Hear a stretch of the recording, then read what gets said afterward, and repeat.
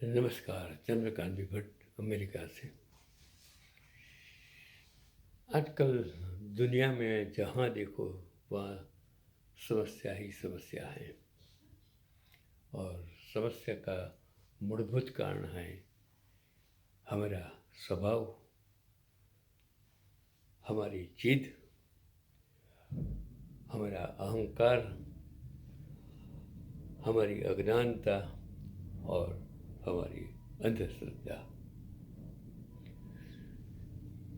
आजकल धर्म के नाम जो दुनिया में हो रहा है वो सबसे बड़ी समस्या का कारण है।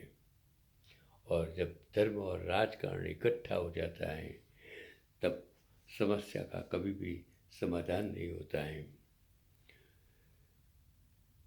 सवाल ये नहीं है उम्र, सवाल हमारी सोच है।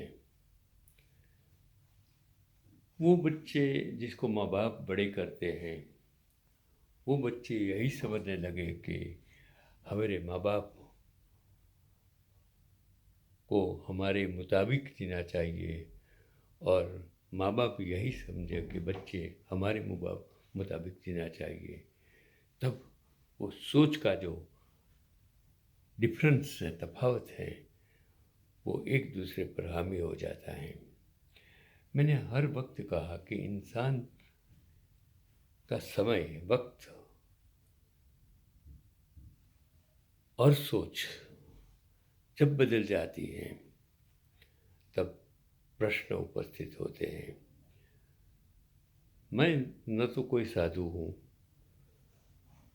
न तो कोई समझो कि जो आजकल गुरु लोग जो आश्रमों में बैठे, जैसे आशाराम बापू जैसे, जिन्होंने गुमराह करने का काम किया, व्यभिचार को आचरण बना दिया और उसमें जब राजकारणी मिल गए तब समस्याएं और बढ़ने लगी। और इस बीच महंगाई, बेरोजगारी जब इस बीच में आ जाती है तब ये प्रश्न और भी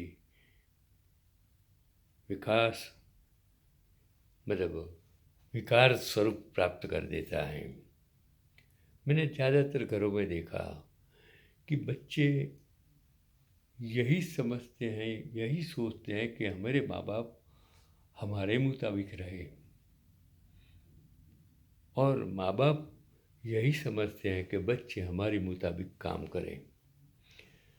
इस बीच का डिफरेंस इतना बढ़ गया है पूरे समाज में, पूरे कुटुंब में, हर देश में, हर समाज में, हर मैंने देखा कि उसका मूलभूत कारण यही है कि ये समस्या हर घर की हो गई है, उसका समाधान नहीं हो सकता है। और आजकल उसी की वजह से जो असहिष्णुता बढ़ गई है तो ज़्यादातर वृद्धाश्रम का विकास होने लगा है। इस समस्या का समाधान के लिए अमेरिका में डे केयर सेंटर्स से मैंने देखा कि ज़्यादातर समस्या का समाधान ये डे केयर सेंटर में मैंने देखा है। लेकिन ज़्यादातर लोगों को ये मालूम नहीं है कि डे केयर सेंटर किसके लिए है। लेकिन जिन लोगों ने जॉब नहीं की है उसके लिए डे केयर सेंटर समाधान है, लेकिन जो लोग ने जॉब की है उसका डे केयर सेंटर का लाभ नहीं मिलता, उसके लिए समाधान नहीं है। वो लोग सिर्फ अकेले रहना चाहते हैं और बच्चे उनको अकेले ही रखते हैं, क्योंकि दोनों का स्वभाव का मेल मिलाप कभी हो नहीं सकता है। ये भी अमेरिका भी है। मैंने इंडिया में समझो कि 25 दिन रहा, इतनी धूप, इतनी गर्मी और 110 डिग्री फ़ारेनहीट अभी तो। और मैं तो फरवरी मार्च में था, लेकिन मार्च अप्रैल मई जून में लोगों की क्या हालत होगी वो मैं देखकर मेरा दिमाग ही बंद हो गया। मैं सोचता रह गया कि इस बीच जो लारी वाले, गल्ले वाले, जो छोटे छोटे बिजनेस वाले जो रोड पर बिजनेस करते हैं, रोड पर घूम कर बिजनेस करते हैं, दिन में लारी लेके पूरे शहर में घूमते हैं अपने कुटुंब को मेंटेन करने। उस बीच आज जिस परिस्थिति को मैंने देखा, जिस परिस्थिति को समझा, मुझे लगा कि हाँ, उसका सॉल्यूशन बढ़ती हुई महंगाई है, बेरोजगारी है, और रोड पर ट्रैफिक की इतनी समस्या मैंने देखी कि जो समस्या जो सत्ता में है उन लोगों को करनी चाहिए वो नहीं कर पाएंगे।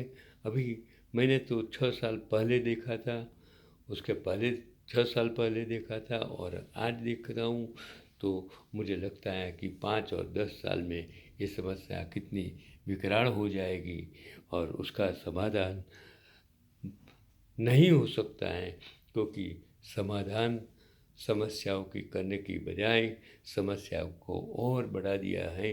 जैसे मेट्रो की वजह से, जैसे जो BRTS की वजह से उसका समाधान प्राप्त करने के बजाय वो समस्या को और ही बढ़ा दिया है, ऐसा मुझे लगता है।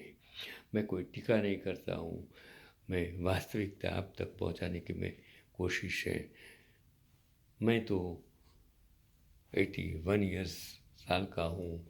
लगता है हर समस्या का समाधान दुनिया में हो सकता है, लेकिन आज के युग में असहिष्णुता इतनी बढ़ गई है कि लोग समस्या का समाधान ढूंढने की बजाय जो समाधान ढूंढ रहे हैं उसको ही खत्म करने की कोशिश करते हैं।